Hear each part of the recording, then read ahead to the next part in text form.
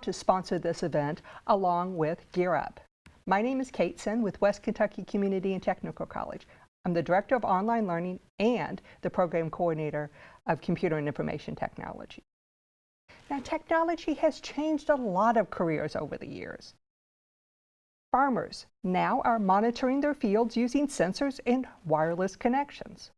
Librarians have gone from managing books to helping people seek out information. Musicians can not only distribute their music using technology, they can create it. Now you may be thinking, I'm not sure that I want to go into a techie career. But when we think about it, hardware, software, networks, and security have touched our lives in so many different ways. Chances are technology has gone into the career you're interested in. Today we're going to explore just a few of the careers that use technology. We'll be exploring business and logistics, visual communications, computer and information technology, and industrial robotics. At the end of each one of these presentations, we'll have time for some questions. As the presenters are talking, feel free to go ahead and start typing in those questions. We're going to start with business. I'd like to introduce Allison Smith. She attended Mayfield Middle School and graduated from Mayfield High School. She attended Murray State University and earned a bachelor's degree in political science with a minor in business administration. She wanted to be a lawyer until a study abroad experience in Europe during her senior year of college changed her mind. After that, she decided to go into international business. She has a master's in international business from the University of Colorado at Denver. She has been teaching business classes at West Kentucky for over 12 years and has earned the rank of professor. She coordinates both the business and logistics programs. Please welcome Allison Smith. Good morning. I'm so excited to be here with you today to get to talk about what I do every day, and that is work with the business and logistics programs. I first of all have to give a big shout out to my alma mater, all of you Mayfield Cardinals. It's a big day for us today. We're going against Paducah Tillman, so go Cardinals. I also want to say hi to Paducah Middle. My daughter is a student there, so she's probably embarrassed right now. So I do understand about middle school and the things that you all go through. We have questions about careers and college and technology all the time at my house, so I can totally relate to you. But I'm really excited to talk to you about what my programs have to offer. We are heavily tech-driven in business, but also in logistics. So I wanted to kind of give you an overview of that. Kate Sen just gave you kind of a background. Yes, I went to Mayfield. I have a degree in political science. I wanted to be a lawyer. Well, I changed. I wanted to be a nurse before that, and I probably wanted to be 5 or 6 other things along the line. So first, let me tell you, it's okay to change your major. It's perfectly okay. You will probably do it a few times. My daughters changed theirs all the time, so it's okay. But one thing I will encourage you to do is find something that you love to do. Go with what your passion is, because when you find that job that you are passionate about, you're never going to be miserable. I can tell you that. I love coming to work every single day and teaching. It was not something I ever thought about. So always seek out that passion. Couple of things, just a little bit about my work experience. I grew up in a family business. I always knew that I wanted to go into business. From day one, I think I probably took my first steps inside of our family's business. So it was always instilled in me. I dealt with, workers and selling products and offering services and good customer service from day one. I actually started working for our business when I was age 12 because I begged and begged and pleaded with my parents that I wanted to make some money of my own so I could do things. So I worked there. I learned every aspect of the business, and it really has helped me. It's helped me form a work ethic, and it's just shown me that I really love it. After we sold our businesses, I actually worked for Dippin' Dots. No, I didn't serve ice cream, although it is really fun to do.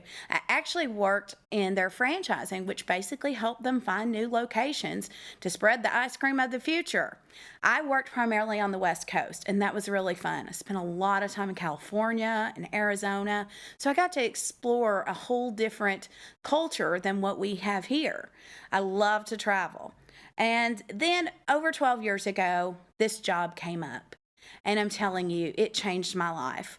I love being able to take the business knowledge that I acquire in the private sector and bring it here to the classroom so I can show my students this is what it's really like out there. My job is to make my students as work ready as possible so they can go and get the best jobs wherever they want to be. So, a little bit about my middle school experience. I know many of you are probably almost done with middle school. Some of you may be just starting. I always took computer classes, any computer class that I could get my hands on. If my neighbors next door had a better computer than me, I would go and I would bug them about their computer. Computers were a little bit different back in my days. You couldn't wear them on a watch or do things like that. We had more of the desktop model, and it was a little big. But I've always loved computers, and I love technology. As I teach marketing, I'm what we call an early adopter. If it's something new in technology and they're willing to try it, sign me up, and sign me up as quick as possible. So that's a little background about me. First of all, let me tell you now about why we study business.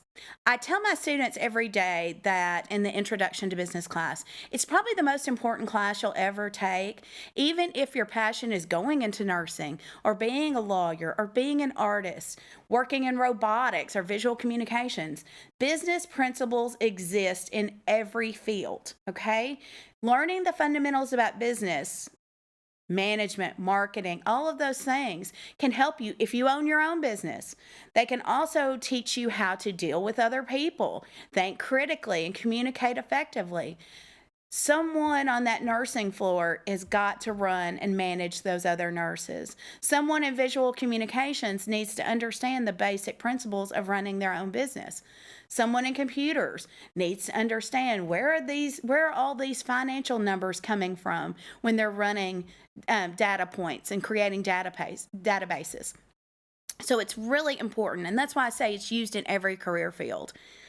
I personally think business is probably the best career out there, but I'm kind of biased. So another thing is you can start your own business. I teach an entrepreneurship class, and we have the most fun in that class because we do business plans and we come up with great ideas. Everyone wanted to have a food truck one year, and everyone wanted to have a comic book store one year. And that's great, and we explore it, and then we get to go play on social media, and we create commercials for our business. So we really use a lot of technology in the classroom. And another reason to study business, there's tons of job opportunities. It could be the fun job of sports marketing. It could be working in ag business. It could be going into where you're collecting data for Google. All of these things are out there, and business is just a huge field. Now, I also coordinate the logistics program, which in some people's minds, logistics is just a spinoff of marketing. It really is, but it really is all about getting the right products to the customer at the right time and the right quantities.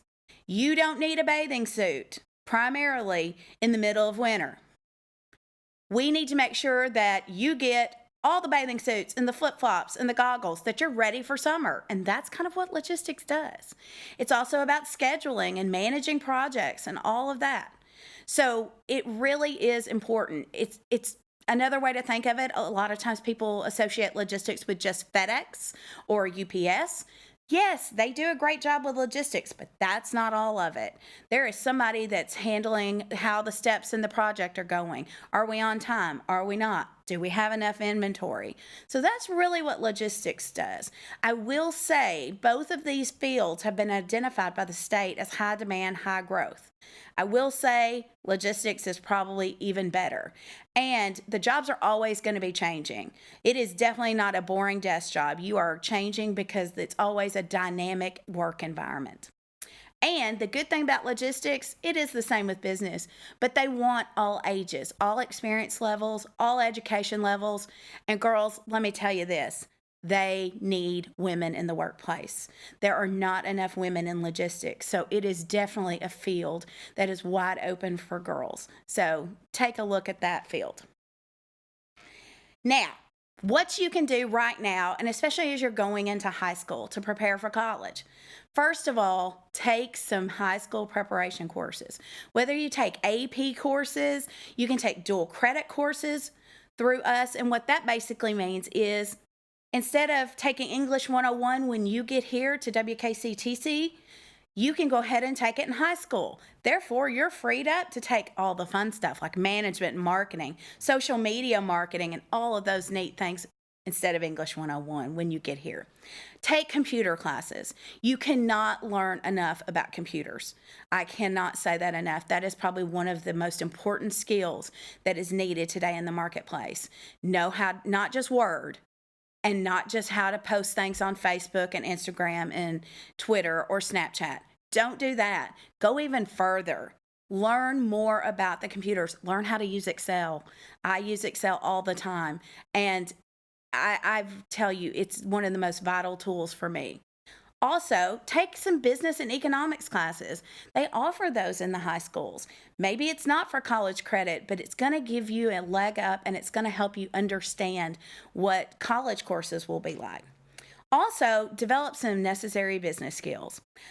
What we like to call these are soft skills. And these are not those technical skills like you're going to learn to rewire a computer or build a database, but you're going to learn how to deal effectively and with other people, get along, work in teams.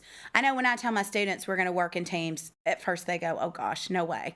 You probably are thinking the same thing right now, and I totally understand, but you have to learn to work with other people. You have to learn to communicate with other people too. That's very important. Also, I hate to say, my weakest skill probably is organization. My desk looks like a tornado has come through. But the thing is, I know where everything's at. People don't believe that, but it's true. So be organized. If you need to use your phone for your calendar so you can keep up with everything, then do it. But organizational skills are really important. Also, critical thinking skills.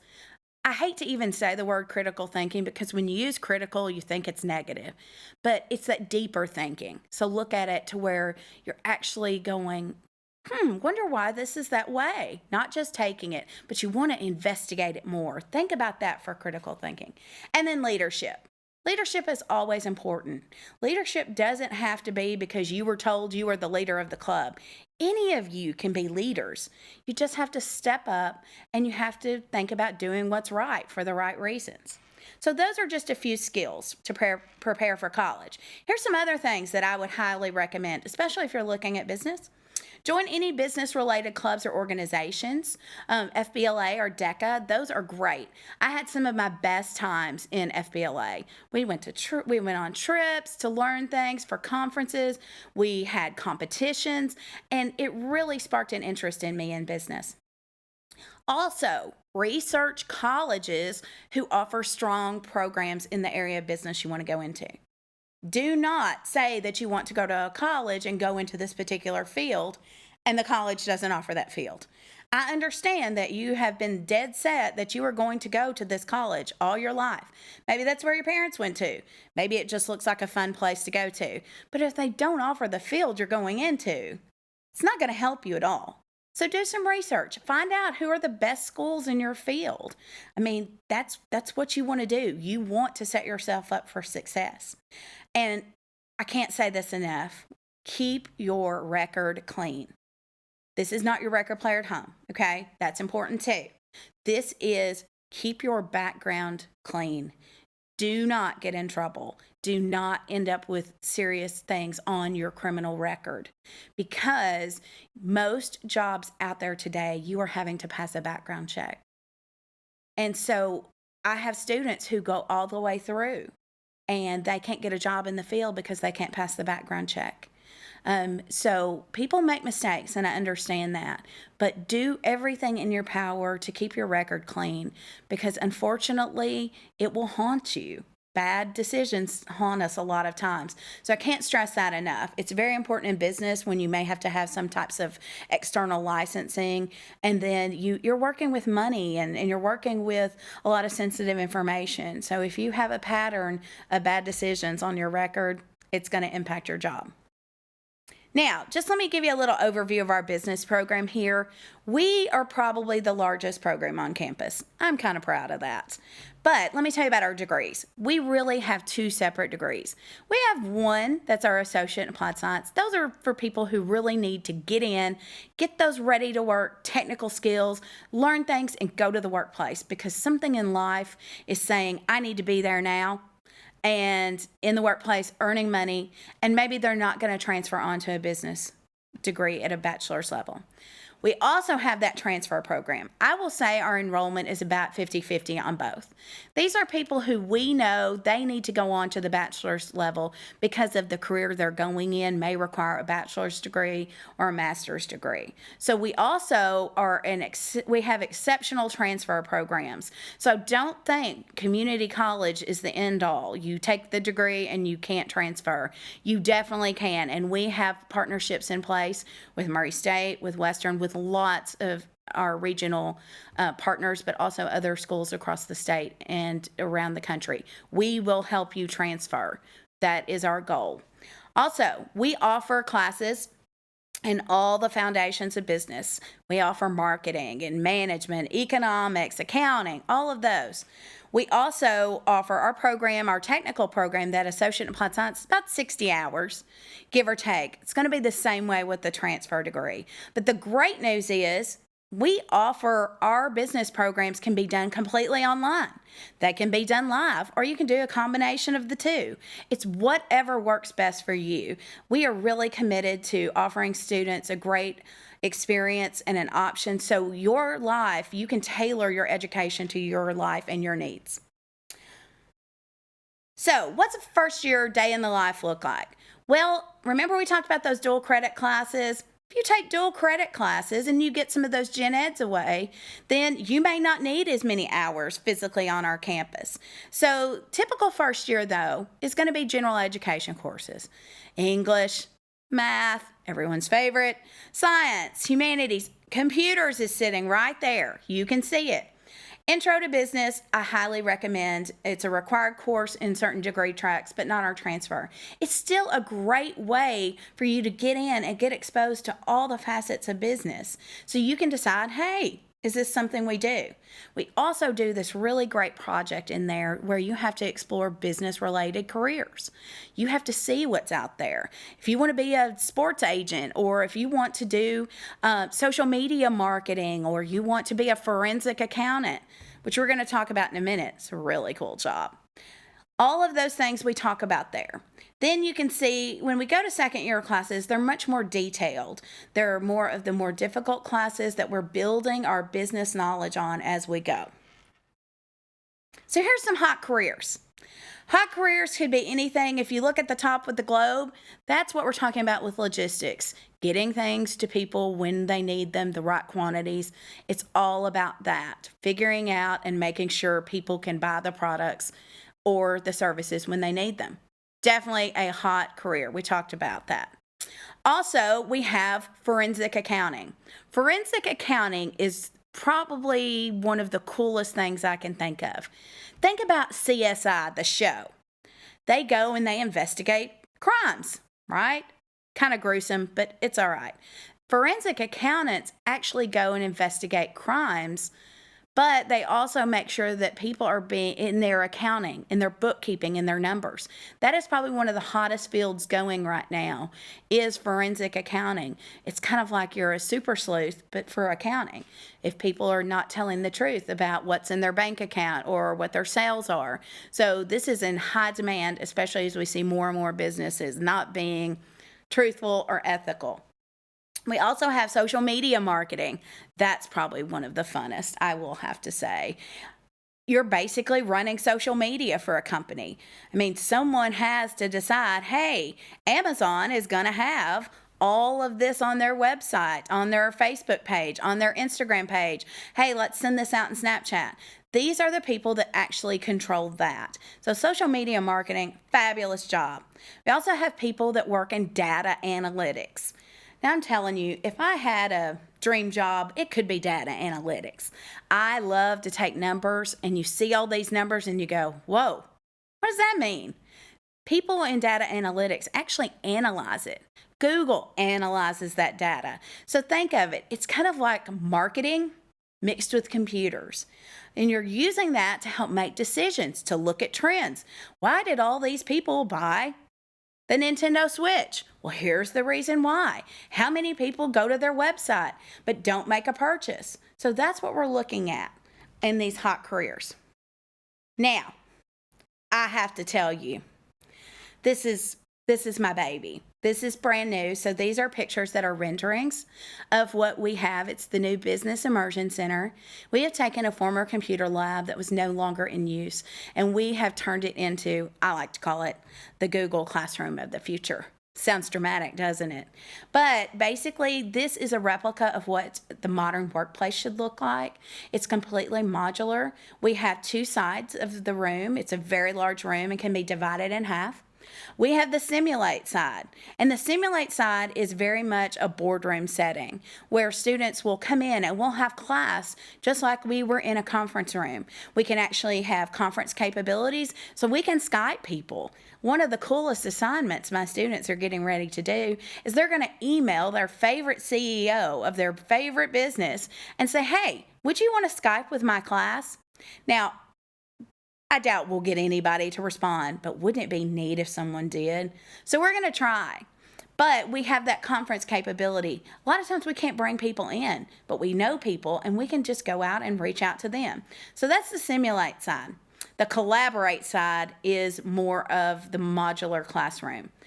As you see here, the desk can be arranged in little pods for group work. We can make big circles. We can make big squares. We can use it like a regular classroom. But it's whatever we need to be doing. We are all about collaboration and working together. The neat part is there's technology all throughout. We have laptops if students don't have their own device. So we have laptops, wireless printing capabilities. We have walls that you can write on. Yes, you can write on the walls. Just like your mom told you never to do. In my classroom, you can write on the walls. So the Immersion Center is really great because it's taking the business classroom and actually making it look like what the workplace is. So it's more realistic. And I will say we do a lot of simulations in my class. So if you've ever played Sims, the game, it's like playing Sims, but it's based on the course material. So we may run a marketing simulation. We may develop our own business and run a simulation on that. We like to do as much of the realistic things in my classroom. I don't like just sitting there and talking to you and it gets boring just doing a lecture. So I really like some interactive hands-on, and this simulation, this Immersion Center is definitely going to give us that. So next time you're on campus, ask them to take you to the Business Immersion Center and you can see what's going on. It all boils down to this, friends. How much money can I make? I mean, that's really at the end of the day. I said to have a passion, but at the end of the day, you have to pay your bills. So here are a few things that I pulled out. Now, please understand, this is median pay, average pay across the U.S. We would probably be a little bit lower than this because we are considered a lower end market, costs less to live here, so wages won't be as high. But this is just kind of a ballpark. Really look at the growth numbers. Social media marketing, right around $50,000. But look, there's a 10% growth rate year to year. And most of these growth rates are like for 2021. Market research analysts. It's back to people who can look at that data and understand why customers are going to certain businesses, why you're buying certain products, what's your mentality behind it. So that is an extremely important job. You can see it's reflective of 20% growth. A management analyst is basically going to come in and help businesses make smarter decisions about how they run their business. $75,000, not a bad gig. 14% growth. We talked about the forensic accountants, the CSI of the accounting world. $70,000, and that's a 6% growth. And I actually think it's probably a lot higher than that because everything I'm seeing these days in the accounting world is talking about forensic accounting. Data analytics, 19% growth. You are seeing more and more colleges across the country are now offering bigger, more robust data analytics programs. So it's very important that not only at every click you make, you're leaving a digital footprint. Data analytics can help us analyze that, and we get better insight into our customers. And then a financial analyst. Think of that like the financial planner or people who are looking at your investments.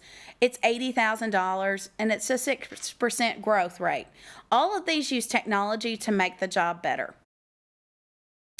Now, in logistics, they categorize all of these people as logisticians. That's a big word to say, but here's some jobs that they might be doing. Supply chain manager, making sure that all the materials needed from the basic ingredients in the product or materials all the way to getting it to you.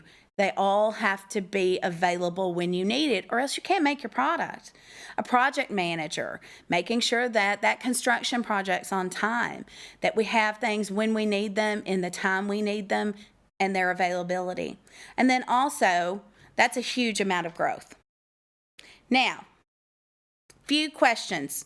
Would I be able to get a job in this area? Absolutely. But you'll also have the world as your oyster, so go and have at it. Go out there.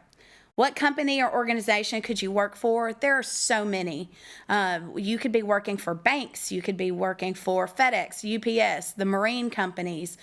We have people that are working in school systems. Everywhere there's a need for business, accounting firms. What will the work environment be like? Well, it really depends on what job you're going into. So I can't necessarily say you're always going to be sitting at a desk, because you're probably not, unless possibly you're tied to a computer or a device. And then what's the work schedule like? It's going to vary based on the job. I will tell you that. So that's the great thing. Business jobs don't tend to get boring. There's always a change, and especially as business evolves. So what training would you need? Really, once again, depends on the job. If you go into finance, you're going to want a Series 7, which is a license. If you go into logistics, we actually offer 2 national industry certifications here in our logistics program. In accounting, you may need to know about QuickBooks or tax or something like that. So it's really dependent on the education or the job you're going into. What I will tell you now is math is very important. Math is the key. You have to be able to really look at statistics and go from there. Statistics is the end-all be-all, I would say, in business, because that's where it's all coming from. Also, computers. Now, I feel like I flew through that. They only give me so much time, and as you can tell, I could talk about what I do forever. But I'm sure you might have some questions. So I'm going to throw it back to Kate Sin, see if we have any questions, and I am happy to answer that. But in the meantime, here's my contact information. If your teacher, if you want to get a hold of me, or your teacher wants to, feel free. I'm happy to talk to you. I'm happy to come visit your school or Skype in from the Immersion Center and talk to you guys.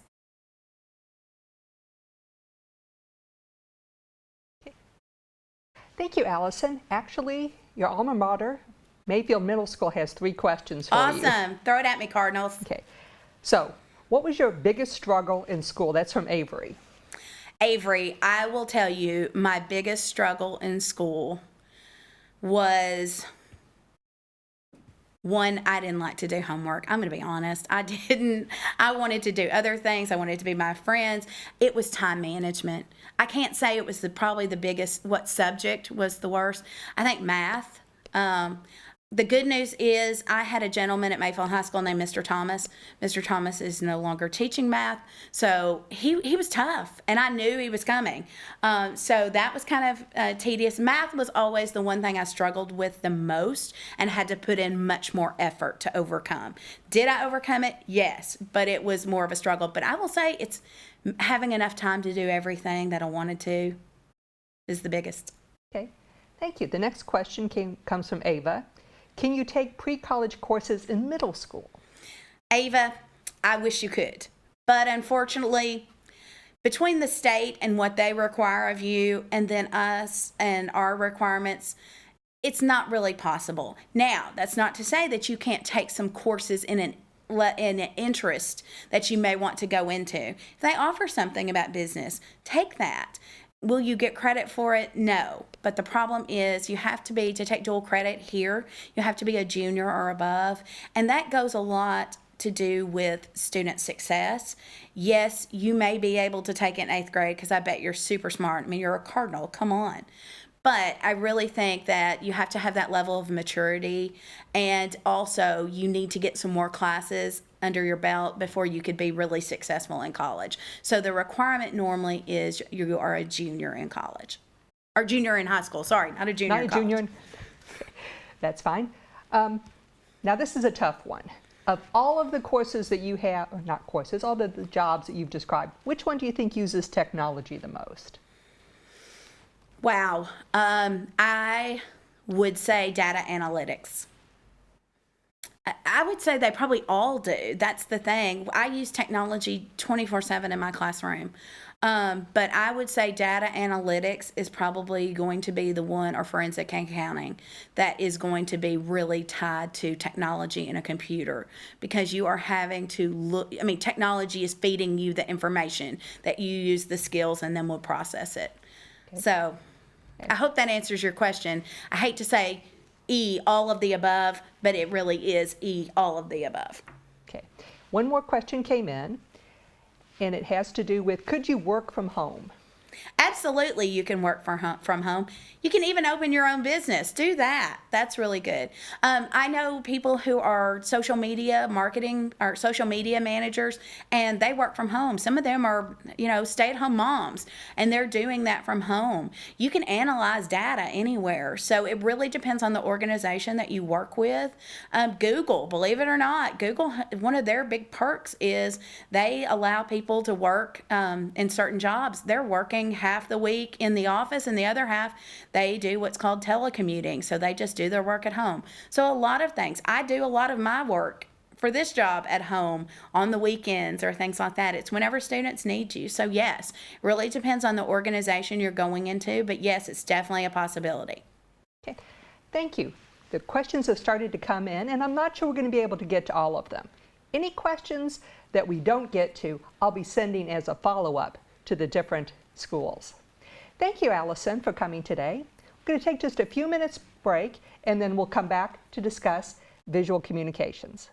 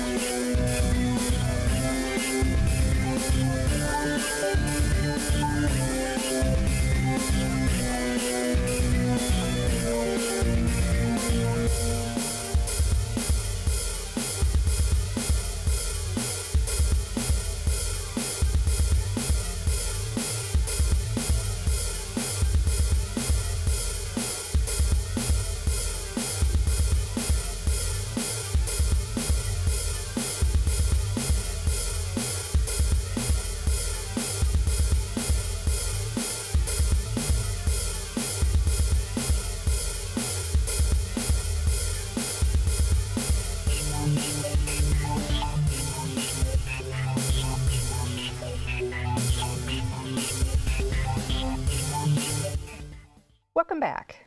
We will now hear from Emily Esau. Miss Esau is a graduate of Heath High School. That's one of the high schools that combined to become McCracken County High School. She has a bachelor's in graphic arts from Nosy College of Art in Nashville and a Master of Fine Arts degree from the Academy of Art University in San Francisco. She's currently an instructor in visual communication at the Paducah School of Art and Design. The Paducah School of Art and Design is part of West Kentucky Community and Technical College. When asked about the middle school experience, and you'll discover that Emily is often quite animated, she could not wait to tell us about what she would do. Whenever she was given a project, as opposed to an essay or a paper, she just jumped on it. She did stick puppet videos. She did posters with quotes as opposed to writing a paper. She also did a mock newspaper about the fall of the Berlin Wall. She talks about how she's in her element. If she has the ability to use her creativity, jump in there with both feet. She refers to it as playing professionally for the past 14 years in what she loves to do. Please welcome Emily Esau. Thank you, Kate. So since part of what I do is based in video production, I'm going to let the video talk first, and then I'll come back at the end.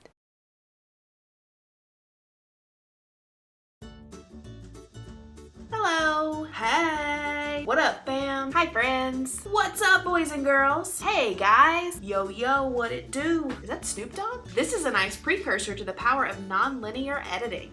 Let's try this again. Hello, everyone. My name is Emily Esau. I'm an instructor at West Kentucky Community and Technical College. Hey. I'm here to talk to you about visual communication. That looked like a W. What is visual communication? What is visual communication? Who is visual communication? Why is visual communication? Little inside the actor's studio for you. I'm not an actor, I'm a real person. What's the deal with visual communication? Visual communication is communicating visually. Really, we help convey ideas in ways people can see. Ideas like stop and this is where the subway goes. And coffee. And no, running out of health, fall back, man, retreat. It's literally communicating with images. Okay, lady, stop being meta and tell us for real. Let's think of ways you interact with visual communication every day. Think about your phone. Have you ever taken a photo or video? Have you ever shared it on social media? Have you ever shared someone else's photo or video on social media? Think about your textbooks. Can you hold them? Can you read them? Do they have pictures? Think about your life. Do you drink bottled drinks? Do you watch TV? Do you watch movies? Do you eat at restaurants? Social media, books, movies, even restaurant menus are all forms of visual communication. We'll talk about more examples in a bit. So what technologies do we use in visual communication? We use tons of software, lots of Adobe software like Photoshop, Illustrator, InDesign, Animate, After Effects, Premiere, and lots of video editing software, stuff like Final Cut Pro and iMovie. We also use a ton of hardware, computers, video cameras, phones and mobile devices, vinyl cutters, large format printers, dye sublimation printers, light boxes, cameras, printing presses, audio recording equipment, illustration tablets, and more. So what exactly does this look like? Come take a look. First, let's dive into Photoshop and see what we can transform. Everyone, I mean everyone, has heard of Photoshop. Usually, people are talking about airbrushing and other techniques used by the fashion industry to make people look skinnier or tanner or taller. But it's so much more than that. Of course, it's an image editor. It started that way when it was created in 1987. Hey, so was I. Anyway, Photoshop is obviously used to edit images, but did you know you could make animations, or GIFs, or put an elephant on the streets of San Francisco? This mighty software is used to transform images in ways it would be impossible to photograph. One of the newer features in Photoshop is the Content Aware function. In the olden days of Photoshop, when I was but a wee lass, editors had to make every pixel change decision manually. If I didn't like that bird, I would spend days trying to remove it from the picture and replace it with the background green. Thanks to advancements in modern technology, thank you technology, the software is smart enough to do this for you. It is, like the name suggests, content aware. It's aware of the contents around the pixels it thinks you were trying to select and can use that information to fill in whatever hole your selection would leave behind. It looks for areas of high contrast to figure out what's in and out of focus in the photo. We use the content aware function not to be destructive to our image, but to be constructive, to use the image in a new way. It may not always be 100% accurate, but it's so incredibly helpful. What used to take hours and hours of work and concentration is now just a few clicks. What a world we live in! And it's not just good at removing images. You can even scale using content aware functions and make the subject larger or smaller, with Photoshop able to fill in any missing pixel information. So here's an example of a common situation. Have you ever had a too many boat problem? This photo has too many boats. I don't want that many boats. I only want a few boats. How do I get rid of some boats? Easy. Select some boats and perform a content aware fill. And just like that, fewer boats. And fewer boats. And fewer. Now we have the perfect amount of boats. You saw that making selections helps the editor essentially cut out the subject from its surroundings and make a composite. A composite is the name for what we create in Photoshop when we combine multiple images and elements together. Creating composites is something that most Photoshoppers will have to do in their careers at one time or another. Sometimes making those kinds of selections looks impossible. Back in those olden days, if you wanted to put a tree on a new background, you had to cut out every single branch manually. And heaven forbid the tree have leaves. I say nay nay. This girl has hair. It would be insane to make selections around all that hair. Thanks to the Select and Mask window, your wispy subject becomes much easier to work with. Her thin hair and transparent skirt are no match for Select and Mask.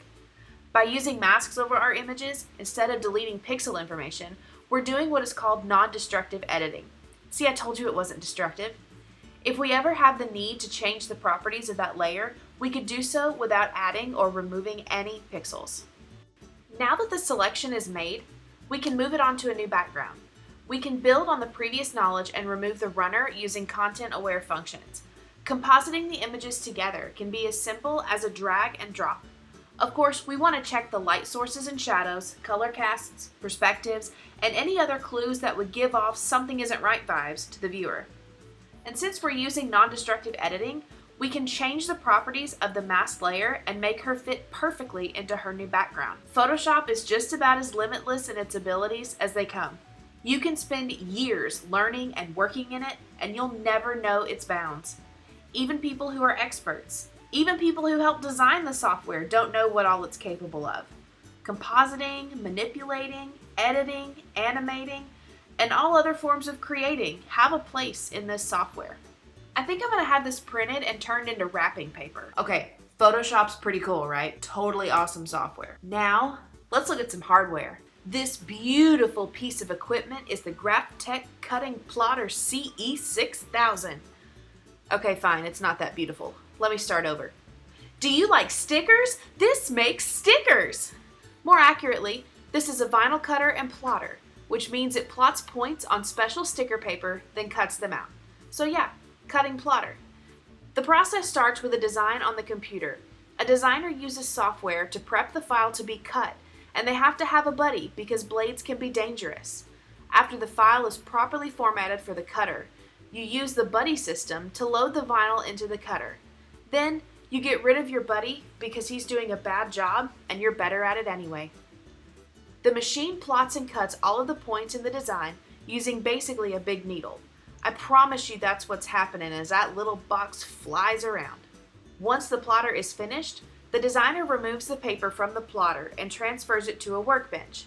He presents it as a peace offering to his buddy because he wasn't nice before. Besides, this is the fun part. All of the excess sticker paper needs to be removed, leaving only the design intact. You know the design, the one your buddy worked so hard on? This process is called weeding. Just like when you weed a garden, you want to remove all the excess pieces. Every counter from the letters, all of the spaces, anything that isn't part of the design has to go. There are lots of special tools for this that look very similar to box cutters and dental picks. This particular design is for exterior signage, but vinyl is used for stickers, car wraps, decals, t-shirts, home decor and wall art, labels, sports jerseys, banners, laptop skins, and more. Other types of cutting plotters are also printers and can make stickers like this one. That is one drippy dude. He should see a doctor. This process can be very tedious, but the results are high quality and extremely useful. And there's something oddly cathartic about the weeding process.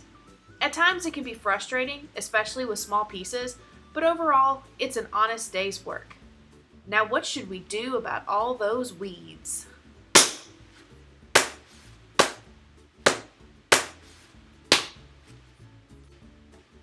The sign is then covered with transfer paper for application.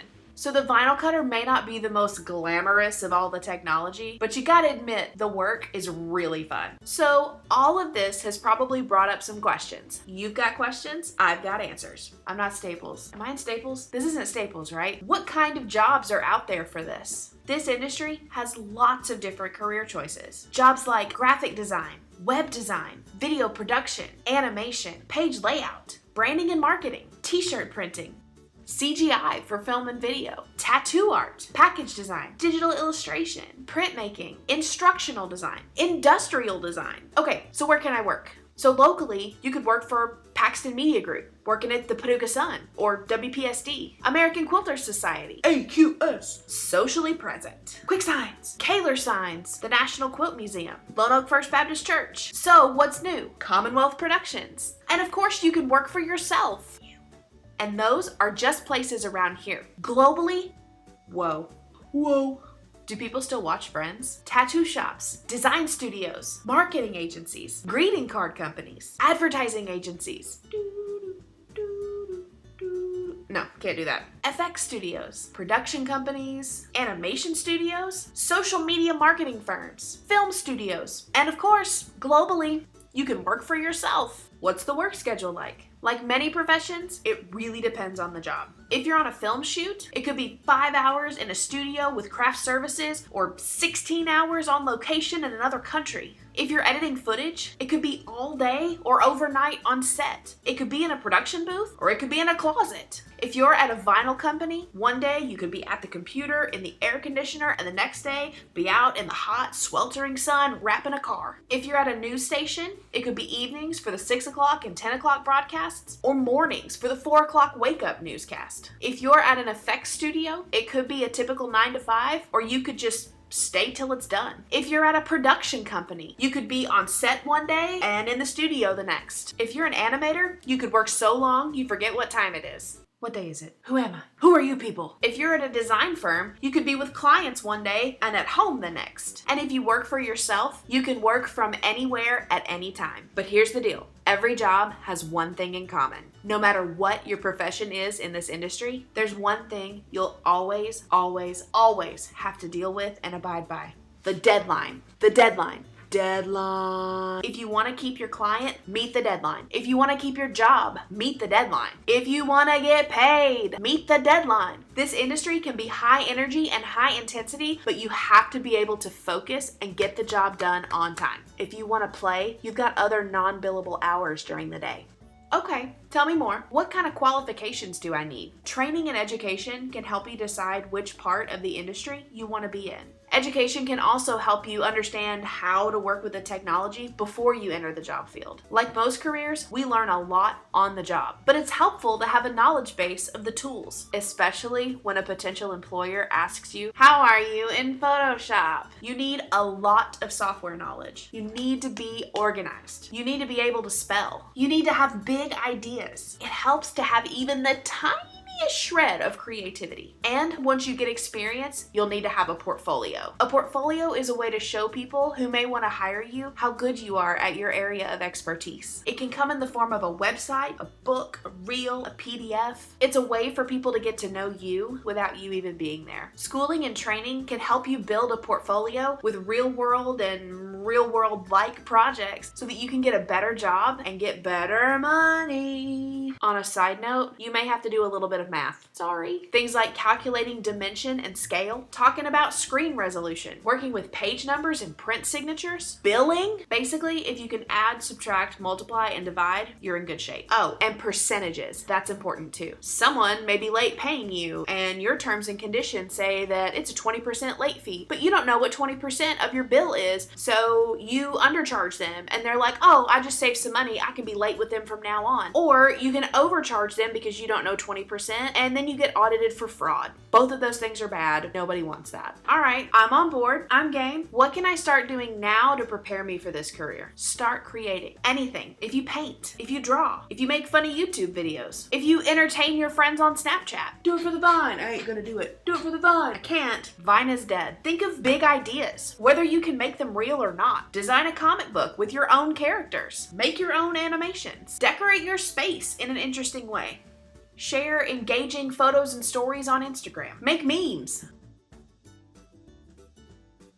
Just start creating stuff. Make stuff. Make anything. Another thing you can do to prepare is to get your hands on the technology. Take a multimedia class. Join the journalism club. Join the yearbook committee. Join the AV club. Practice with your phone. Talk to your teachers. Talk to your friends. Find someone you know who is in the industry and start working with the tools. You'll be much more equipped to make your ideas come to life. And just a little advice from me personally. If you're interested in this industry, here are some movies you might want to watch. Helvetica is about the font. Yup, you heard me right. But it's not just about the font, it's about the global culture of visual communication. Art and Copy is about the marriage of pictures and words in advertising and about how advertising has helped shape our entire culture. Graphic Means is a new documentary about how the desktop computer revolutionized our creations. Also, if you have Netflix, there's a really good series called Abstract that features people in different capacities from the design world. Interior design, architecture, cars, sneakers. I watch it anytime I've hit a creative block or if I'm letting ideas incubate in my brain. Thank you so much for watching this video. If you have any questions about the career field or the industry or anything relating to visual communication,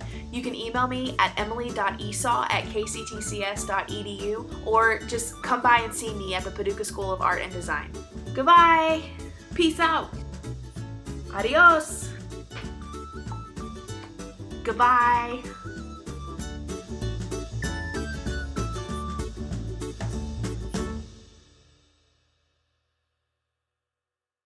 Thanks, Emily. That was awesome.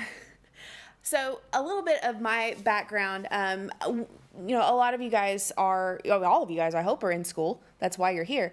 But when I was in school, as Kate mentioned in my introduction, I spent a lot of time doing projects. So anything that wasn't directly an essay or, and I like to write papers because I'm crazy like that. But I also really, really liked the project-based stuff because I loved having to have a big idea. The process of generating creative thinking was really, really important to me. And so I tried to put a lot of that into my studies. And what I learned and what I teach my students now is that you have to let your ideas dictate the medium that you choose. So if your idea is based in illustration, then use illustration tools. If your idea is based in photo realism, then, you might have to use Photoshop for that. But don't center yourself on a tool and then not, let the idea go to waste. You want the content to be the main driving force behind what choices you make with the technology. But like I said, I love projects. And if you're a project-based person, if you like doing more hands-on, then you're exactly where you need to be today. So that's incredible. A little bit about the visual communication program here at WKCTC. I actually started here. I got a diploma in the multimedia program, which is now part of visual communication. And then I went on to my 4-year and my master's degree. You don't have to do that. As I mentioned in the video, training is what's the most important thing. If that training comes through education, then that's fantastic. And we are so glad to help you with that. My office is at the Paducah School of Art and Design. You can come see me, call me anytime, and I'll share my contact information at the end. But we are glad to help you get your hands on the technology to prepare you for this career. I say we do a lot of technology, but remember, the idea has to dictate. So when we start you in the visual communication program, you touch a lot of different technology. You may want to build websites, but you're going to learn how to lay out the newspaper also. You may want to lay out the newspaper, but you're going to learn how to edit video as well.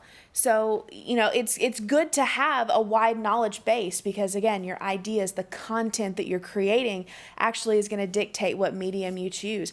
If you like moving visuals, YouTube, you need to know some video production technologies and techniques and, logistics of operating cameras and whatnot like that. But again, back to our program itself. We are very, very focused. It's a 63 credit hour program. So it's a 2-year program. We only have 5 general education classes that are required. So when you get here, you start right away. You start in color theory, you start in typography, you start in computer graphics. We're not wasting any time. I think we have dual credit at a couple of the high schools in the area with Intro to Visual Communication. So you can get your feet wet even without having a traditional multimedia class available to you. I think as far as the information that I have for you, that's what I've got, but I'm so happy to answer any more questions that I didn't address because I want to make sure that our services to you are the best we can give. Oh, and there are definitely questions. Okay, what all goes into video production? What are some of the different steps? First and foremost, your content. We have a specific class dedicated just to the foundations of video production, writing a script, understanding what wide shots, medium shots, and close-up shots are, being able to storyboard, having everything laid out before you even touch the video camera. So there's more to it than just pointing and shooting, obviously. Any of you guys that use Snapchat or use Instagram to make your stories, you know that, you're familiar with that. You have to have a plan going into it. And so it's about the technology, but again, the idea has to come first. Okay. With the video editing that you talked about, is that something that can be used with YouTube? Oh, absolutely. I use it with YouTube a lot, and that's a lot of what we teach is video specifically for web content. YouTube, of course, there are licensing things and ethics and logistics, all that kind of stuff that you have to go through as well. But all of the software that I mentioned, the software that I use to make the video, that was multiple different things, all of those are totally appropriate for YouTube. Okay. Have 2 questions, kind of combining them together. How long have you been working in this field, and do you ever find it boring, or does it always excite you? So it's excited me long before I knew that it would. Like I said, very project-based, but the thing that got me into visual communication as a career choice was somebody, when I was a senior in high school, they got a new business card. It was somebody at church, and he handed me this business card, and his foot was missing. And I thought, that is the craziest thing ever. And I'm like, I want to do that for a living. I want to make people's feet disappear.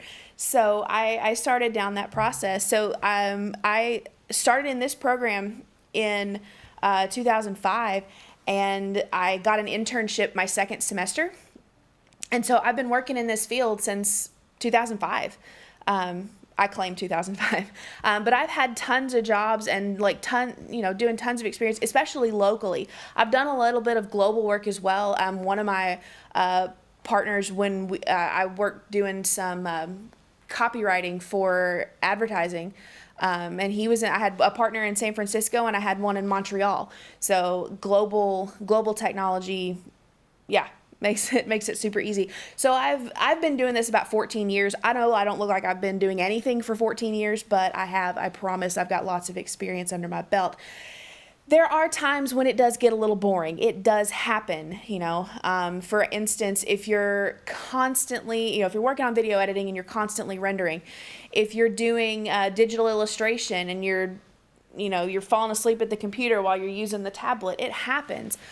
Sometimes you do have to do the same thing over and over again. So for instance, if you're laying out the newspaper, you do have to consistently, you've got to tab the sports scores over and over and over again. You do it every day. So there can be some mundaneness to it, but there's plenty of other creative options to keep things interesting. But the boring parts are usually the things that make you the most money. So if you can figure out how to not stay bored, then you're not going to have to worry about money ever. Okay. You mentioned that you started at West Kentucky a number of years ago. So we have a question. How many years of school did you have to go to for this particular job, kind of to get to where you are right now? If you're referring to my teaching job, that's a whole nother thing. But as far as the being in the visual communication field, it was simply the training. Like I said, I got an internship my second semester of college, and I was actually working for someone else after 2 years. And then after I finished my 4-year degree, I had more training, I had more experience, I had a better portfolio, I had more avenues that I could go down. And at one time, doing contract work. I was on 5 different payrolls out, 6 months out of college.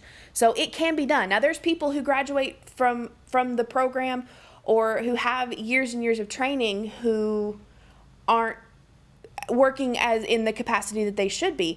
And that's just because the industry is competitive and there's so many different avenues that you can choose from. It also takes a lot to market yourself, and you will always be your hardest client. So if you're a logo designer, if you make your own logo, you're going to change it 20 times throughout your career. And so it's kind of a difficult process to brand you and to market you in the job field. And so, that's something that we try to focus on for you all in the program especially. But we want to I lost my train of thought. So yeah, not boring, obviously. Crazy things happen in our world. So yeah, I'm just gonna stop because I'm gonna keep if I don't stop, it's not gonna be good. So are there any more questions, Miss Kate? Okay.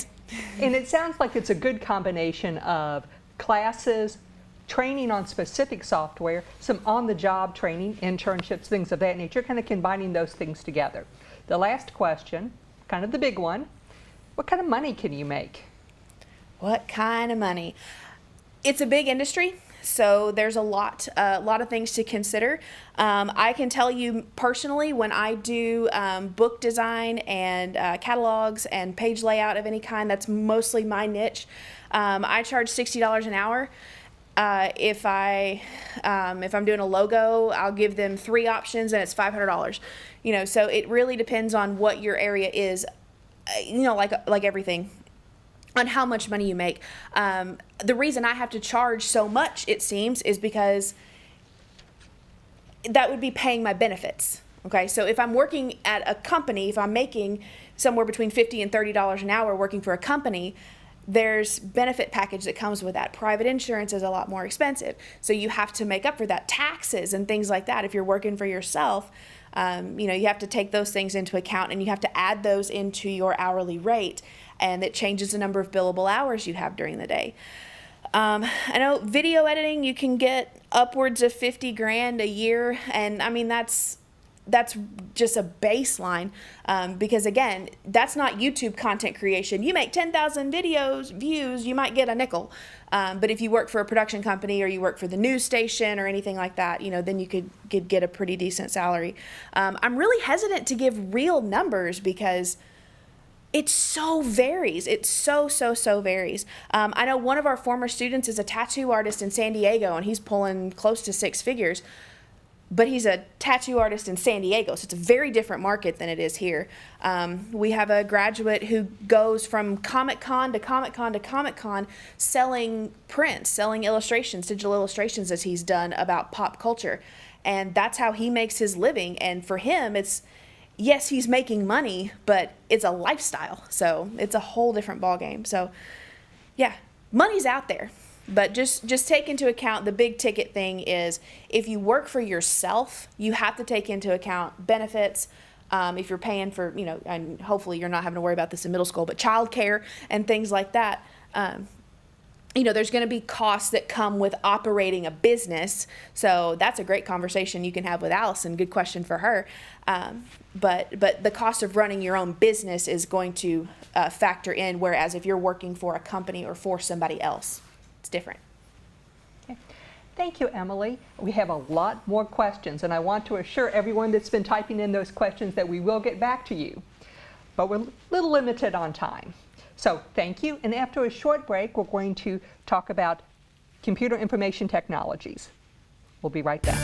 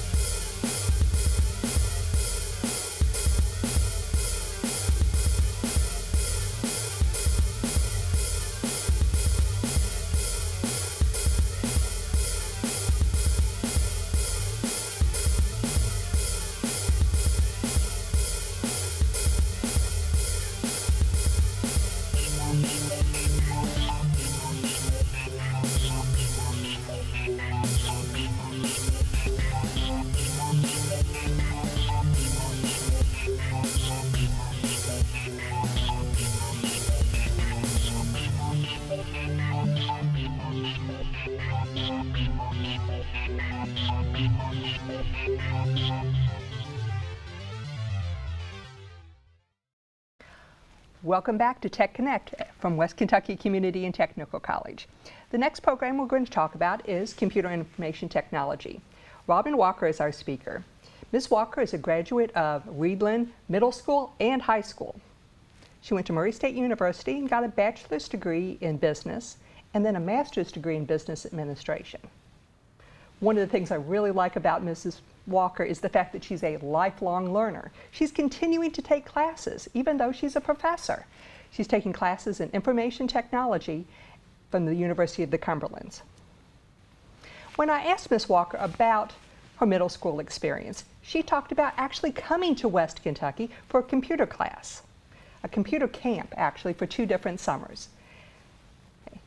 At home, she didn't have a computer, so through that camp and through school, she was exposed to computer games, basic document creation, and all of those wonderful things, and she was hooked. So, please welcome Robin Walker.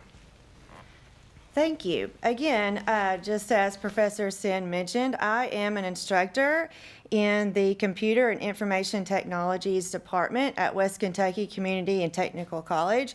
And within that department, there are several other professors as well, and those would include Deanne Batts, Carla Draffin, Kate Sin, Mike Stewart, and John Voss. Whenever we think about careers in technology, a lot of times we think about the most common things that we would think of, with Apple and PlayStation and Facebook and things like that. These are careers that you could go into as a mobile app developer or a web designer. You think about your mobile apps and all that goes into those. Well, somebody has to come up with the ideas for them. Someone has to create them. And someone has to make sure that they run smoothly. And also with your web developers, all companies now want to have websites that run smoothly for their customers when they're purchasing products and services. Somebody's behind the scenes creating those and coming up with the ideas and really testing them to make sure they work. Video game designers, that's a big deal, especially for our middle school students. You all love to play your video games, and someone comes up with the games, someone creates the games, and those would be your CIT professionals. Also, you have your computer animator and your IT security specialist. With security, we're going to talk about that more here in a minute, but with technology also comes cybercrime, and people want to, potentially these criminals want to take advantage of individuals and corporations and try to steal their data, try to steal their information, try to steal their money. So a security analyst or specialist would help the company to keep that information safe. Also, a forensic investigator even uses technology. Anytime a crime occurs, we look to technology to see what we can find out from that. Those are some of your most popular career fields, but with computers and information technology, those specialists are needed in any field that you go into. If you think about finance and banking, you have your banking websites, and of course your bank wants to keep your information and your money safe. And so they need an IT specialist in order to do that for their customers. When you think about healthcare, we want to keep our patient information secure. We want to know what our patients' needs are, but at the same time, we want to keep that information to ourselves. An IT specialist would help with that. Of course, the government and the education fields also need technology specialists. When you think about yourself and your school, look around and see what kind of computers you have, what kind of technology do you have in your school. Someone is behind the scenes making sure that you have that and also making sure that they run properly. So definitely, even your school needs IT specialists working behind the scenes to make sure that you have the technology to make your education successful. These specialists in different fields work to create database systems, like we talked about, provide technical support, create websites, and ensure security. And a whole lot other goes into being an IT specialist. Those are just some of the main areas that we're going to talk about. Also, in the computer and information technologies field, these jobs are in great demand. And that is because right now, with the internet and e-commerce is growing so fast that it's hard to keep up with the IT specialist demand. It wasn't but a few years ago that the internet and e-commerce, they weren't a big deal, and so these careers were not needed. But now, as I said earlier, all companies want to have their own website, they want to have their own mobile app, and someone needs to be behind the scenes working in the IT field to make those things possible.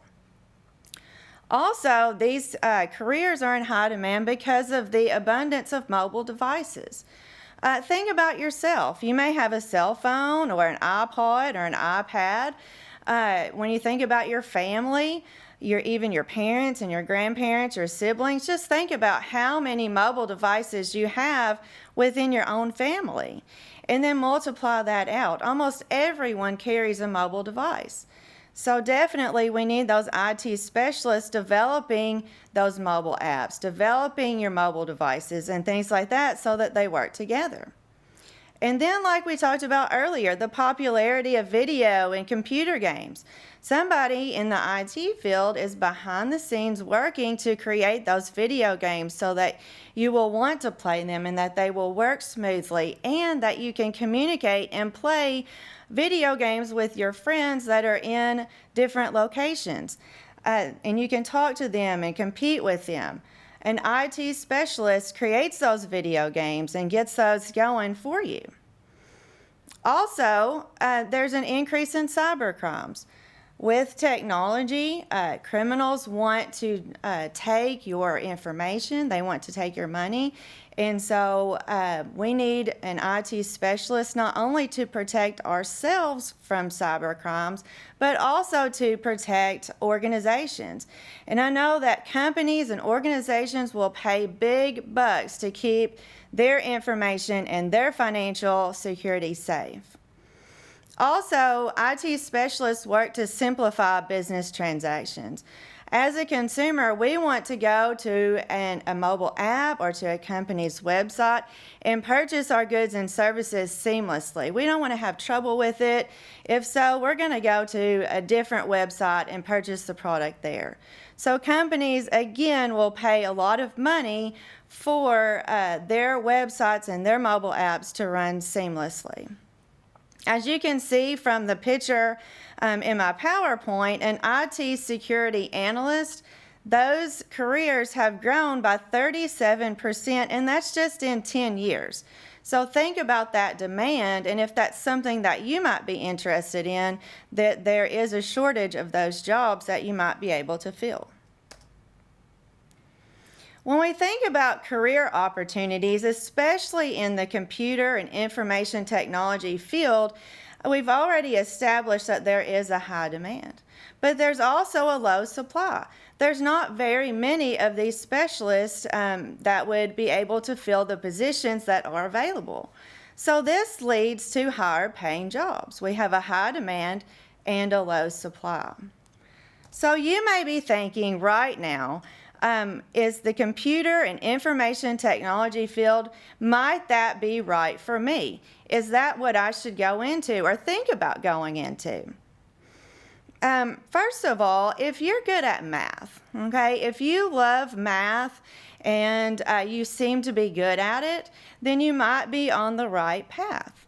Okay. Also, if you are able to find creative solutions to problems, you like to think outside the box whenever you have a problem, then this field might be for you. A lot of times in the computer and information technology field, the answer is not found in a textbook, and you can't look it up on a website somewhere and get a straightforward answer. You kind of have to think outside the box and look for new answers and new ways to solve problems. Also, do you have a desire to continue learning? Technology is constantly changing. Every day something new comes out. And if you go into the computer and information technology field, you would have to continue learning new technology, continue learning how to do new things within the technology field. Do you have a desire to continue learning? And then finally, do you enjoy using computers and technology? When you go home from school, do you enjoy getting on your iPad or even your PlayStation and playing video games? Are those things that you enjoy? If so, you might be able to make a career out of that. At West Kentucky Community and Technical College, students can get an associate's degree in applied science in the following areas. We have the business software and support track.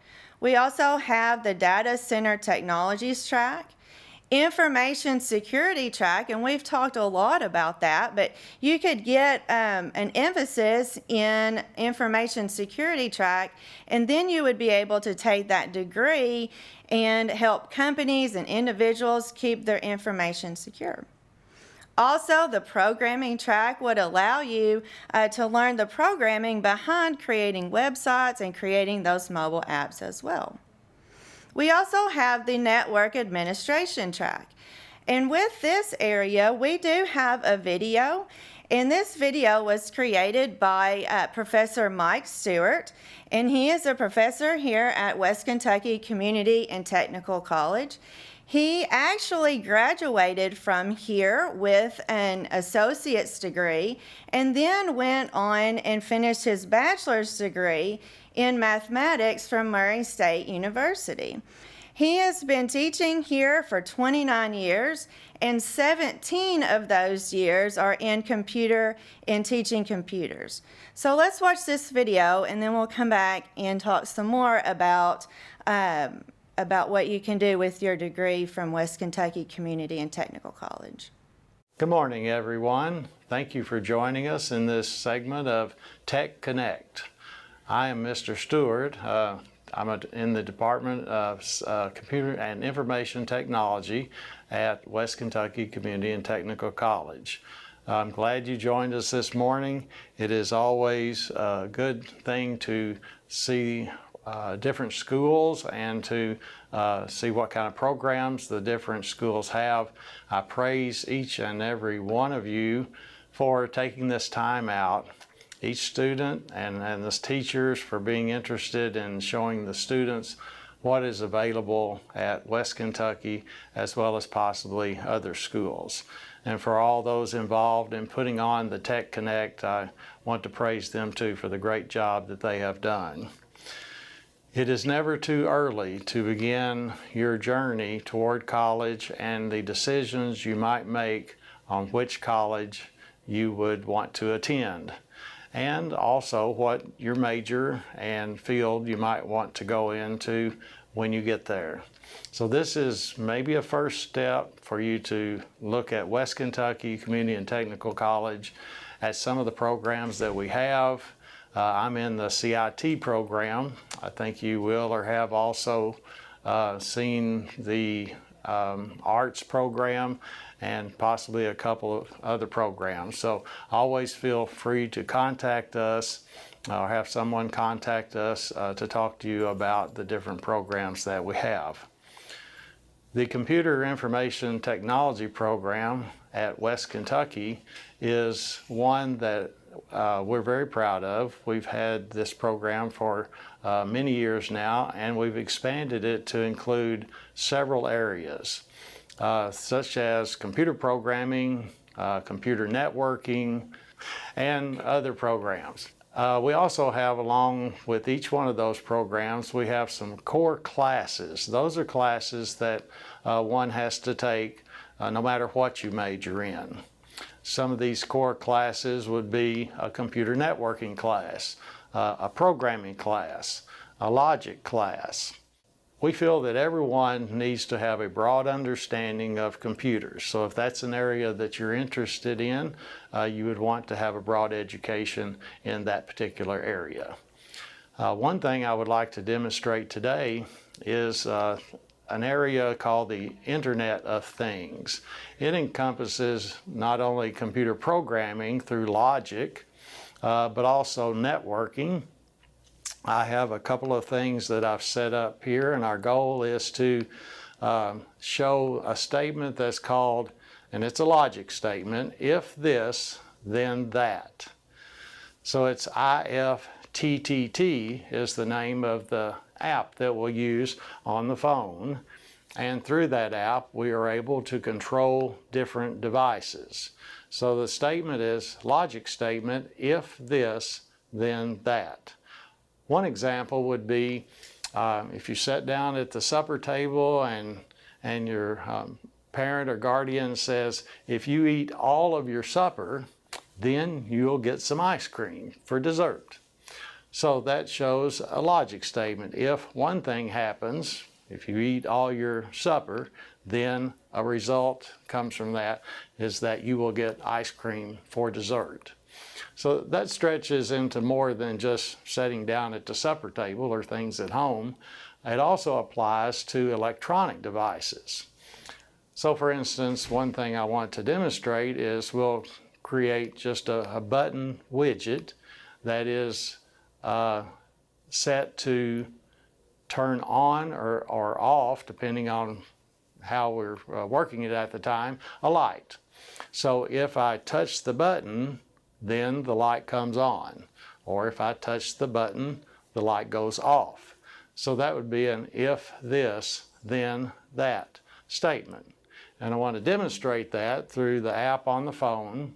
I'll use the IFTTT app. So let me start up my phone here, and I have a folder with a few productivity apps in there, and one of them you can see is the If This IFTTT app. So let's start it up. Now what I will use is a smart plug, which is an electrical outlet that's actually has Wi-Fi built into it. And so this is the electrical outlet that is a smart plug. And Wi-Fi is built into that, and it will connect to a local Wi-Fi at your home or at school, as we're at West Kentucky, but they are used at home quite a bit to turn lights on and off during the day, or if you're away from home, so that look like someone's home, used for many different things. So I'll use it first. And on the If This Then That app, I'll want to create my own applet. And so we have the statement that you see on your screen, if this, then that. So let's define what this is.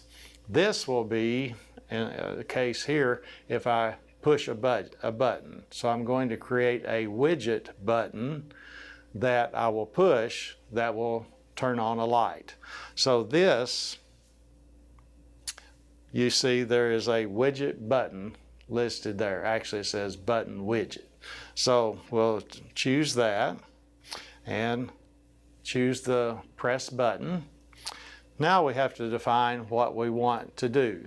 As you are going to get the ice cream for dessert, we want to define what that is. So let's choose it, and we're going to need to search. My smart plug is a TP link, and so we'll just search for TP, and it should come up TP link CASA. And notice it recognizes that several things can be done with the smart plug. You can turn on, have it turn off. You can have it toggle the light, activate a scene. Many different things can be done. We'll just have it toggle. So in other words, if the light is on and I press the button, it'll turn the light off. If the light is off, I'll press the button and it will turn the light on. So that's toggling the light on and off. I've called this light living room, and that looks like the correct one. And we'll create an action on that. And you notice that it brings up then toggle living room HS 101. So we have created our own.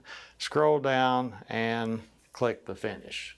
So we have just created our own logic statement, if this, then that. I'm using an iPhone, and so I went ahead and set it up so that any button widgets that I create are shown on the control screen. So let me get back to that, and we'll go over to this area. And you notice at the bottom, it's IFTTT, and that button widget popped in there that says toggle living room. Let's test it out. The if this would be to press the button, so I'm going to press the button, and the that part of it should be that this light comes on, and it did. Since it's a toggle, I should be able to press the button, and since the light's on, that would turn the light off. And that's creating your own through logic, if this, then that. One action will cause another one. Okay? I want to demonstrate a second one that is a little more involved. For this, what we just did, the button widget, in other words, the IFTTT app had to communicate through the internet with the smart plug to tell the smart plug to come on and off. So that was the app going straight to the TP-Link smart plug. On this one, I want to use a camera, a WISE camera, which is used quite a bit for security cameras, but it's a WISE camera. So I want to create a if this, then that, that will, when the WISE camera detects motion, it will have to, through the IFTT app, it will have to communicate with the smart plug to turn the light on. Okay. Now, since my light just turned on, I'll go ahead and toggle that light off because we'll just want motion to be detected.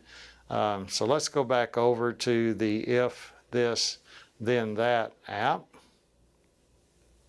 and start it up. And we need to choose two things. One, something for the WISE camera, and two, what we want the TP-Link to do. So we'll create our own applet, and we see the same screen that we had a moment ago, if this, then that. So what is this? Well, this will involve the WISE camera, so I'll have to search again is the easy way to do it. So let me, with my one finger searching here, WISE. So there's, I want the WISE. It notices that the WISE is a camera, so it can react to several different things. Being a security camera, it can react to motion or sound or even a CO2 alarm. If a CO2 alarm came on, you could have it send you an email or sound an alarm of some other type. Sensors, there are several that you notice there on the screen. We want it to simply do motion is detected for this demonstration. And my camera is called Barn Cam. I set it in my barn, so I called it Barn Cam, and it's still called Barn Cam, even though it's at West Kentucky Community and Technical College. So we'll create a trigger for that. So now we have this part done. If the WISE cam detects motion, what do we want it to do? Well, we want it to communicate with our TP-Link smart plug. So let's search for it. TP-Link CASA. And again, it notices that the TP-Link CASA can turn on, turn off, several different things. And so our toggle, and so we'll just have it turn on. We'll create that action, and that's on the living room. At this point, it should set up then when motion is detected by the camera, it will communicate through the app with the smart plug and turn the light on. Okay, and you see on your screen it says if motion is detected on Barn Cam, then turn on the living room. You might have this actually as a more real life, not in a barn, but in your living room actually. If motion is detected and you're at home, you might have it turn a couple of lights on through the smart plug, and therefore hopefully nothing is wrong. It may have just been the wind blowing a curtain, but if the lights come on and it happened to be someone that shouldn't be there, then they would hopefully be scared away and leave.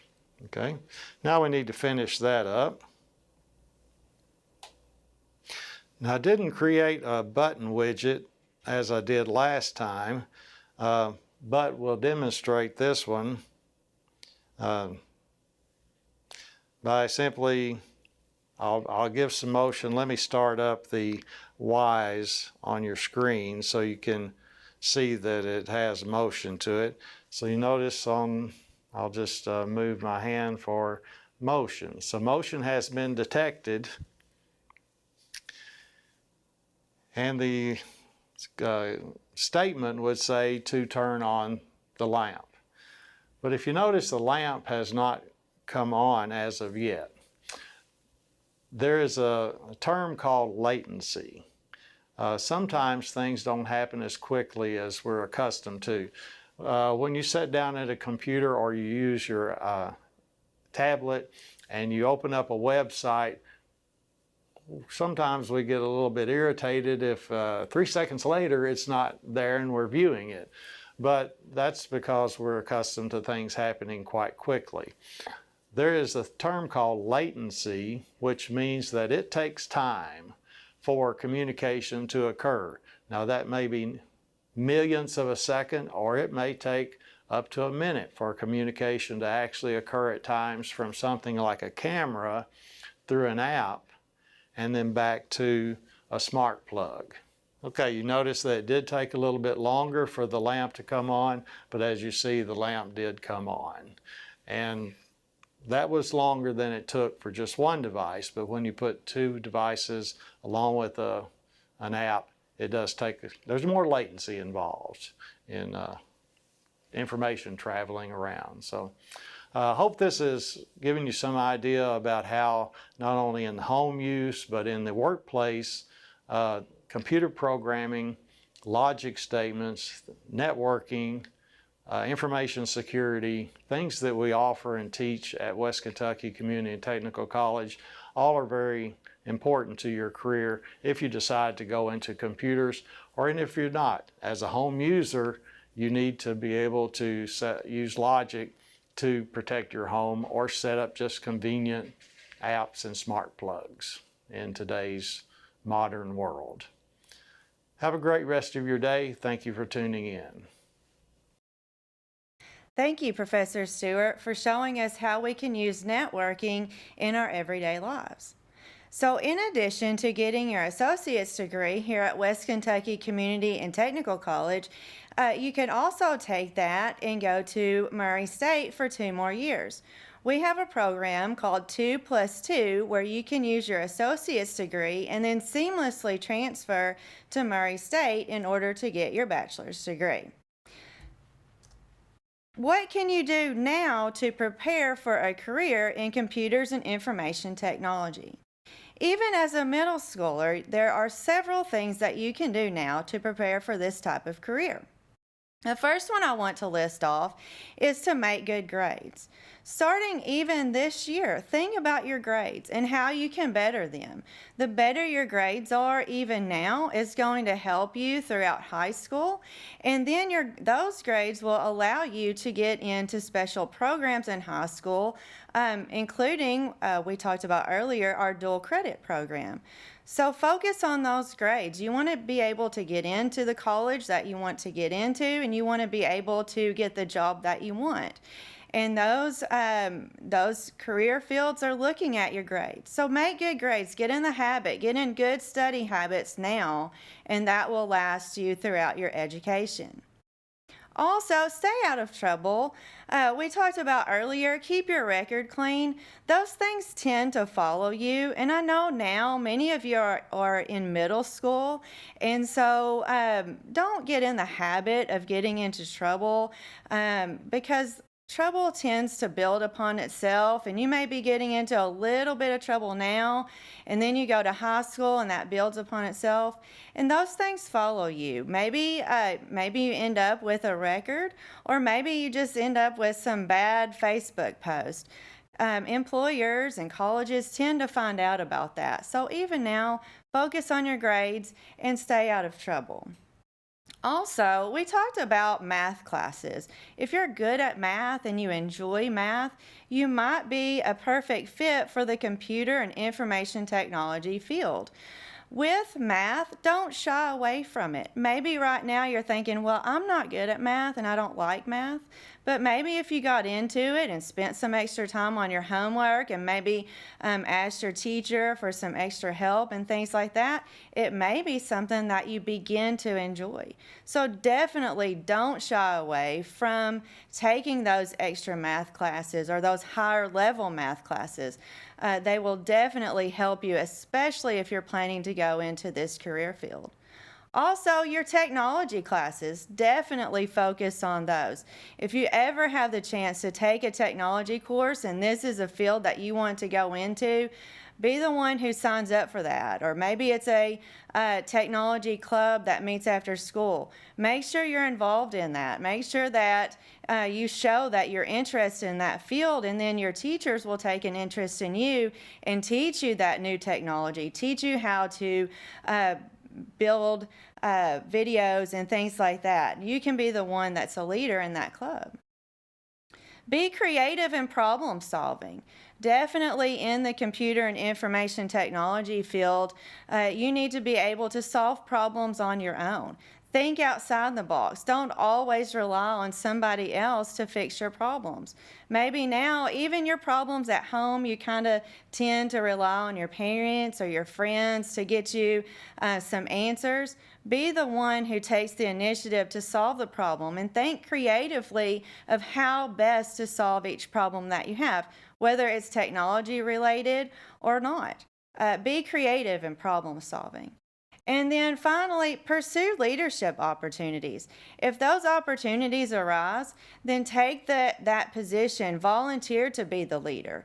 If you've joined your technology club, or like we talked about later, once you get into high school, your future business leaders and things like that, take the initiative to be a leader in those groups, and that will obviously help you as you're trying to get into college and get the job that you want. I appreciate you all being here today, and I have enjoyed teaching you and talking with you about the computer and information technology field. And now, if you have any questions, I will be happy to answer them. As anticipated, we do have some questions on video game design. Lily and Ava want to know how much coding experience and how many years of school you need for that, for video game. Yes, for video gaming, that's a big field that we have a lot of interest in. With that also comes a lot of education. You would need your 4-year degree, definitely, so that may be something where you could start out at West Kentucky Community and Technical College and get your associate's degree in programming, and then use the 2+2 program with Murray State and go there and finish up with your bachelor's degree. You would need a 4-year degree and multiple programming languages. So any programming language that's offered to you or you want to pick up on your own and maybe just sort of start to learn that now, that would help you. And then also working with visual communications on designing the video games and things like that. You would need that aspect as well. Okay. Video game production may need to be one of our future sessions because there was a lot of interest in it, and it does combine visual communications and computers, computer information technology. Just 2 other quick questions. You mentioned being able to take classes in high school. When can they start taking dual credit classes, and what are some of the requirements? Yes, with dual credit, you can start taking dual credit classes as a junior. and you can also take them when you're a senior as well. And right now, you need to focus on your grades, because in order to get into that dual credit program, you have to make good grades, especially in your core subjects like reading and math, in order to have dual credit as an option to you. Then the last question, money. How much can you make in careers in computer and information technology? With a career in computers and information technology, as we said earlier, there is a low supply and a high demand in that field. So definitely you would be making more money, say, in this field than maybe in other fields, especially with the IT security analyst.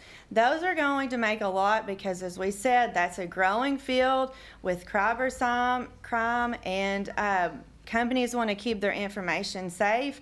As an entry level, maybe even $40,000 on up to $100,000 as an expert.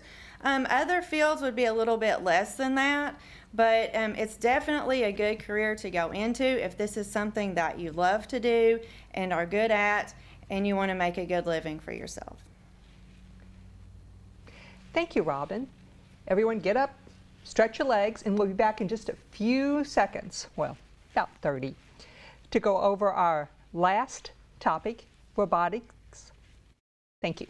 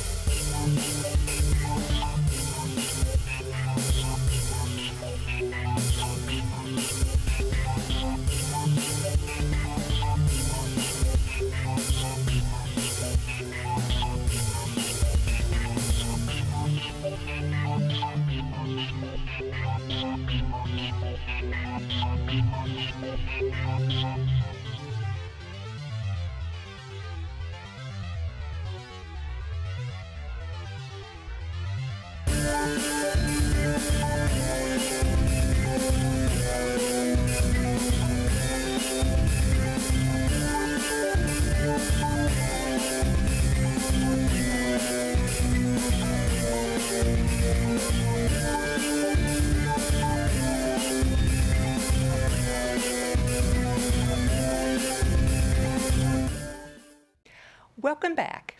West Kentucky Community and Technical College is very fortunate to partner with Kentucky Fame to help train technicians in robotics. Graduates of Kentucky Fame exit with an associate's degree in industrial maintenance, a certification in advanced manufacturing, and also 2 years of work experience. With Kentucky Fame, covers multiple areas, and the graduates are ready to enter the workforce full-time with all the skills they need. Industrial robotics is one part of it. You may think that robots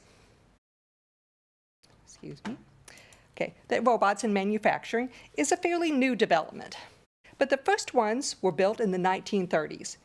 In 2015, an estimated 1.64 million industrial robots were in use, and that number continues to grow.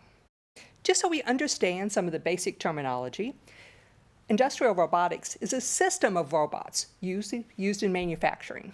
Some of the most common tasks include welding, painting, assembling and printing circuit boards, testing and inspection. All of this is done with high endurance, high speed, and precision. Let's go ahead and take a quick look at one such robot.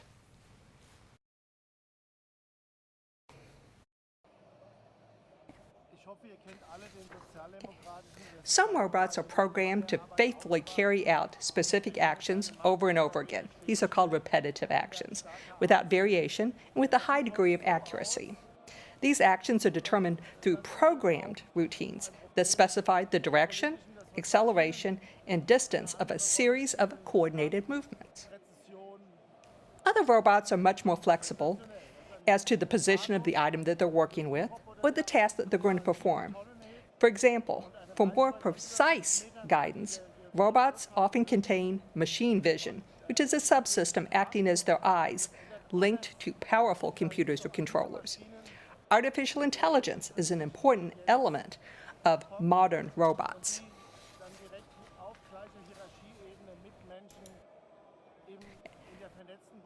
So let's go ahead and think about some of the different career options that are available. So you may be asking, can you get a job in this area?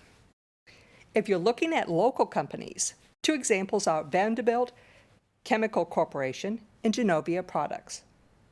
One is a chemical manufacturer and the other manufactures PVC plumbing products. Both use robots in certain locations of their processes. They also need people to both program and maintain those robots to ensure production runs smoothly. Okay, now that's local. Now let's think big. On a national or international scale, there are jobs with robot manufacturers such as Fanuc or ABB Robotic. Robots are also used by NASA and other government agencies. In 2011, Robonaut 2 was launched into space and has occupied the International Space Station since. It is used to complete some of the tedious tasks that astronauts do, things like flipping switches and turning levers. There is a huge misconception that robots are taking jobs away from people. That is not the case. Many of the jobs that robots are being used for are ones that most people don't want or can't do. Robots are used in locations that could be too dangerous to place employees. They also perform tasks that humans would consider tedious, repetitive, or boring. Example of these would be stacking or moving parts, or where hazardous chemicals or materials need to be handled with a higher degree of precision than human hands can provide. Let's watch a short video. The robot in this video shows a job that requires both repetitive motion and precise movements. In addition to working alongside robots, new jobs are created for skilled technicians to program, service, and repair the equipment.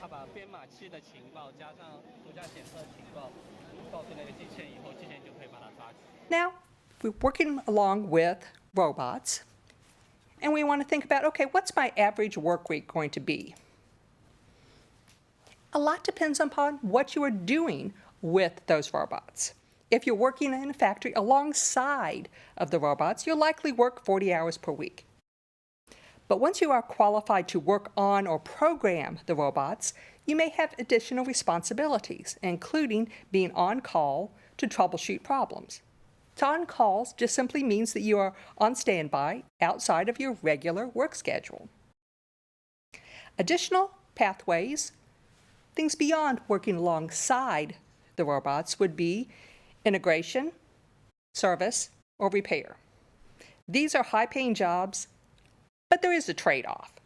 The integration and repair jobs will require a lot more travel and longer hours per day. Robot integrators are hired from robot manufacturers or suppliers to work with client companies to design and build the robots to meet their specific needs. Integrators need strong communication skills and organizational skills to understand the requirements of the client. The repair and service technicians, they usually travel to the location where the robot is installed. That could be the same state or out of the country. These technicians rely heavily upon critical thinking skills as well as technical skills. Now, you knew we were going to get to it eventually. We are a college, so the question is, what kind of education is required? Well, most employers will be looking for college education. A minimum of a 2-year technical degree with robotics somewhere in the curriculum is desired. When dealing with industrial robots, you will need to attend specialized training for each manufacturer's specific brand of robot. Each of these companies offer training throughout the United States, and in some cases they offer on-site training. Being a trainer is another possible career. Okay. How important is math? You've heard it over and over again today. It is huge. It is very important. You need to understand how the math functions work in order to program a robot. Things like counters, offsets, and timers will work together with statements such as if, when, and wait. Sometimes robots are programmed using direct entry that requires the programmer to calculate precise measurements in order to complete a task. Now, the image on the left shows a program that controls a robot, while the following video shows how it is executed. Now, the robot in this video, it was created with an Arduino kit. This is actually something that you could build at home. Now, as we take a look at this robot going around, you may think, okay, it's just kind of following a track. And if you've been to Disneyland or any of the others, you know that there are little cars that you can drive and there's a track that will prevent you from going off the road. Well, in this case, it's a little different. This robot was built with a sensor to detect where the light and the dark is. So it is actually following the light, such that the people working with this robot excuse me, could actually change the track kind of on the fly, kind of without reprogramming the robot, and have it continue to follow the white track. Now, as you think about what you can do now, I know that most of you are in middle school, but let's talk a little bit about what you can do in high school. First thing you need to do, go ahead and check out to see what your area technology centers can offer. If there are electronic classes, electrical principles classes, or robotic classes, take them. Also, you've heard it over and over again today, math courses such as geometry and trigonometry will help you out tremendously. At the beginning, I introduced myself as the program coordinator of computer information technology. So I'm often asked the question, which programming language do I need to take? The answer is any of them. Once you have mastered one language, picking up the additional ones is a piece of cake. So no matter what languages are offered, take them. Now, this next one may not be quite as intuitive, but take a public speaking course. It will help you master communication skills that are vital to working with others. Finally, if your school or your Boy Scout troop or someone has a robotics team, get involved. Let's watch a video of a championship robotics team from our area.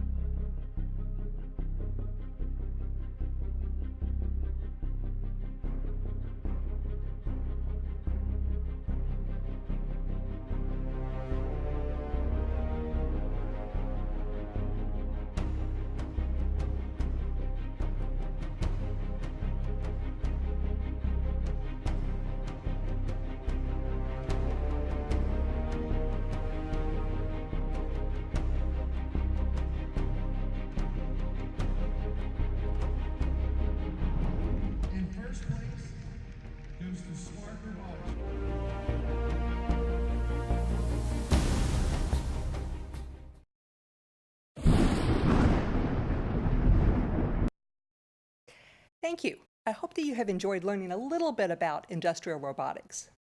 Jonathan Baker, our Kentucky FAME instructor, teaches the majority of our robotics classes. So feel free to contact either Jonathan or myself with any questions. I want to thank you for coming today. I hope you've enjoyed learning a little bit about some of the different technology fields, including those in business, logistics, visual communications, computer information technology, and touching on industrial robotics.